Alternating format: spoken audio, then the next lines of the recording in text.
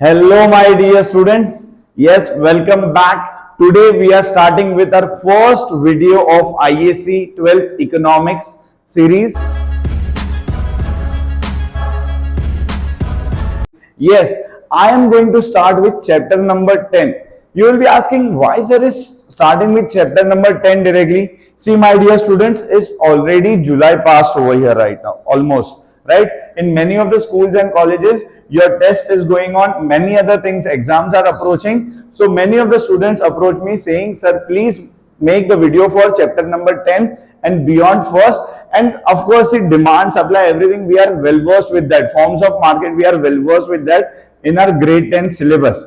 Of course, I am going to cover that as well for you. But today we are starting with chapter number 10, that is Producers Equilibrium. What's the chapter? Producers Equilibrium.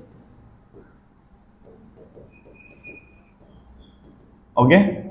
Now, what is Producers Equilibrium? Before going to that, producer is a firm, is an entity which is producing goods.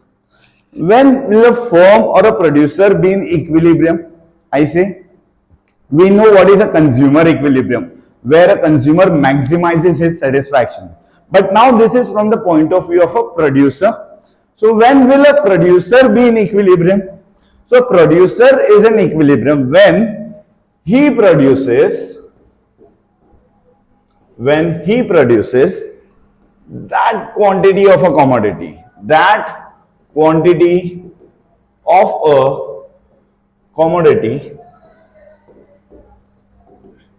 where he maximizes his profit. What I'm saying is important over here, that quantity of a commodity where he produces, where he is maximizing his profit. See, as a producer, apna sapna money. What happens? Apna sapna money. जो भी है पैसे का खेल है, he wants to produce goods for profit. So when he wants to produce goods for earning profit, he will produce how much? कितना produce करेगा? He will produce that much quantity of a commodity which is giving him maximum profit. As a consumer, what was it? As a consumer, it was where maximum satisfaction. As a producer, it is where maximum profit. So we understood a point, that is producer's equilibrium is the point where he produces that unit of a commodity where he is getting maximum profit out of it. Okay. Once, let us see what they've given in the textbook. Everyone does follows this rank textbook. A firm is in equilibrium when, given the demand and the cost, the demand is remaining the same, the cost is remaining the same, it produces that level of commodity at which the profit is maximized. The profit is maximized. Very important, student. Please remember this. Keywords to be remembered. Now, how do we find this maximizing profit level? Before that, why do we need, as a producer, why do we need to find out how much the producer equilibrium is going to be? Why do we need that? If I'm here for profit, if I don't maximize my profit, will I be able to retain my business, continue my business? No. So as a producer, if I want to continue my business, I want to sustain my business, I need to find out producer's equilibrium. You said what? I need to find out producer's equilibrium. How am I going to do that? So you all might be aware about total cost and total revenue. Total cost and total revenue. We remember the curve. Total revenue curve is going to be a 45-degree line. This I am talking about a perfectly competitive market where the price remains same. Perfectly competitive market. Okay. Where the price is going to be the same. So this is my total revenue curve at 45 degree. It's going straight up. Yes. Now total cost curve, if you all remember in the previous chapter only, it starts from here and it goes like this. This is my total cost curve. It increases initially, but later on, what it is doing over here, this point, the cost is more than revenue. The cost is more than revenue. So what is it? When the cost is more than revenue, what is it going to be? It is loss for me. As a producer, it is loss for me. Am I going to produce any of this quantity over here? No. Here also, at this point, my total cost is equals to total revenue. So, okay, fine, we can say that it is my break-even point. What is it? Break-even point. BP we call it as. But as a producer, I am not going to produce that much quantity also.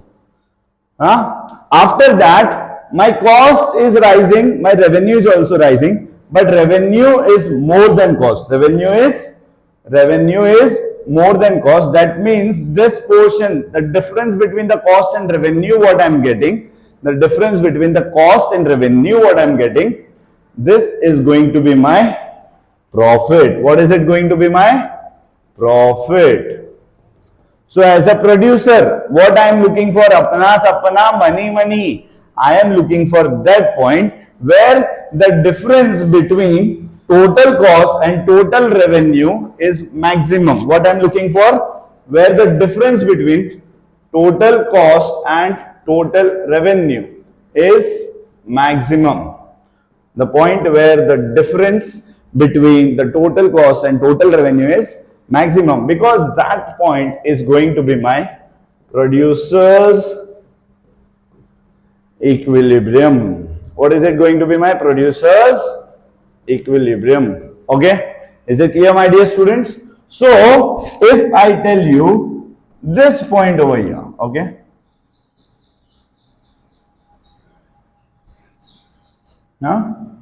this point over here where the difference between total cost and total revenue is maximum, this point, this OQ level of quantity, what is it? OQ level of quantity is going to be my equilibrium quantity. As a producer, if I produce this much unit of quantity, then I'm going to get maximum profit. What I'm going to get? Maximum profit. See, I'll tell you, along with that, I'll draw a curve over here. Profit curve. What I'm going to draw? A profit curve. Okay. So what is happening if I extend this over here? Over here in the beginning, my cost was more than revenue. So of course my profits were negative. I start from here. At this point, my profit is going to be 0. My profit is going to be 0. Once again, I'll take a perpendicular from here as well. From here as well. Yes, very nice. So I drew a perpendicular from 2 points. This break-even point and this break-even point. Okay, because at that point, my total profits are going to be 0, because that point is called as break-even point. What is it called as? Break-even point. Okay. So now what is happening over here? If I draw total profit line, I have drawn 2 perpendiculars from the break-even point. If I draw a total profit, because here the total cost is more than total revenue, my total profit will start from negative. I start drawing. At the break-even point, my total profit is 0. After that, it goes here where the total cost and total revenue is maximum. My total profit will be maximum. After that, again it starts to diminish. The point at which the break-even point is there, again the total profit will be 0, and from there it starts to go negative. I hope the concept what we have done is clear to all of you. Let's see once again from the textbook. See, now what is this approach called as? This approach is called as total cost total revenue approach. What is it? Total cost, total revenue approach. Is it clear, everyone? Understood what I am saying? Yes. Let's go ahead and see once again. See, at this point, this point, here we get maximum profit. What we get? Maximum profit. Okay, everyone? Yes. Is the whole diagram clear? Very good. Now, let's shift to the second approach. That is marginal cost, marginal revenue approach. What is it? Marginal cost, marginal revenue approach. In the previous chapter, we have already done marginal cost curve and marginal revenue curve. For a perfectly competitive market, AR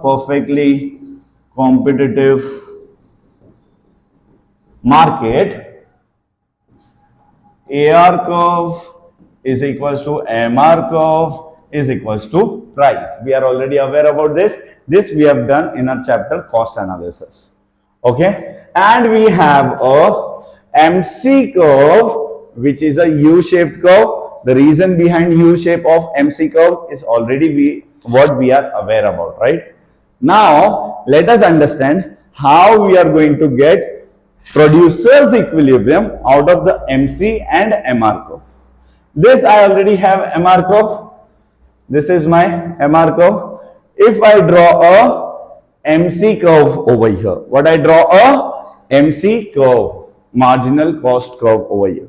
There are two conditions for finding producer's equilibrium. First condition is MC cuts MR. Yes, MC curve cuts MR curve. So I got this point, wow, OQ. What is it? OQ. Is OQ my producer's equilibrium? You say, sir, according to this condition, yes. But I say I have another condition. Second condition, MC cuts MR from below. Also, after this cut, MC should be above MR. MC should be above MR. MC cuts MR at this point, but does it cut from below? No, it cuts from top. So, is OQ my producer's equilibrium? No, it's not. Now, at this point, MC curve again cuts MR. We get the point quantity OQ1. What happens? MC curve cuts MR curve from below. MC curve cuts MR curve from below. Along with that, after this point, see this MC is more than MR. MC is more than MR. MC is above MR. So yes, is my second condition fulfilled? Bingo, the second condition is also fulfilled. So yes, I can say OQ1 is my equilibrium level of quantity, which is going to give maximum profit to a customer. So yes, my dear students, with this, we end our chapter over here. I hope you understand whatever we did today. So if you like the video, yes, channel को subscribe करो, follow करो, Instagram पे भी आ जाओ, and comment down what you want next chapter for. Thank you so much my dear students.